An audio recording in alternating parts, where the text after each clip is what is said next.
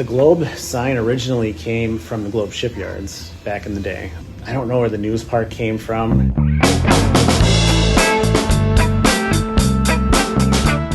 2023, when I took over, I really wanted to expand on the vinyl section. And so I kind of went through, reorganized everything that was here, kind of purged out with the old, brought in a bunch of new. I found a vendor I really liked that has been able to supply us with some new release stuff. And then find collections from estate sales, things like that, and we get some of that stuff in here. I typically look for classic rock, blues, jazz, a little bit of old country, but we're also seeing like a generational shift.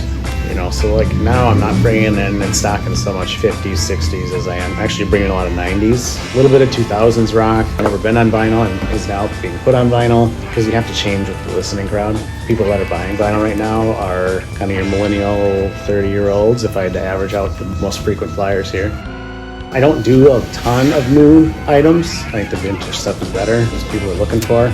Kind of has that aesthetic to it, that crackle on the record. The jacket's a little bit worn, just got a certain aura that I think people look for. The biggest sellers for sure, classic rock. People are looking for what they grew up listening to, driving around with mom and dad, and so that's the stuff that I try to keep on the shelves. Some people like to come through and they'll spend an hour, 2 hours, and they'll just go from A all the way around to Z, and they're just picking through every single bay, and they never know what they're going to find. And so sometimes people come in with the intention of maybe spending $20 and they leave spending double of that just because they found something that they didn't know existed.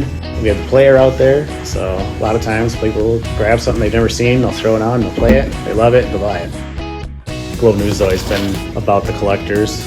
Keeping things at a favorable margin for the consumer is important to me. I'm not here to get rich off of it or gouge people over it. I want people into the collection. That's really what it's about. This is a collectible store for people who enjoy collecting various things. I get a lot of my music collectors. We sell Sacred Heart tickets. We also do the Homegrown, and so we kind of keep ourselves tied to the music scene in the Twin Ports. I think the nicest thing is we've been just doing it for so long. Globe News is only a couple years away from 75 years here on the corner of Tower and Belknap. The grand opening was Saturday, May 23rd, 1953. I think the historical factor here, it's a big sell point. I see everybody from grandparents who are like, oh, I remember coming here as a kid, and they're now bringing grandkids in and buying everything from Pokemon to vinyl. We're kind of the heart of downtown.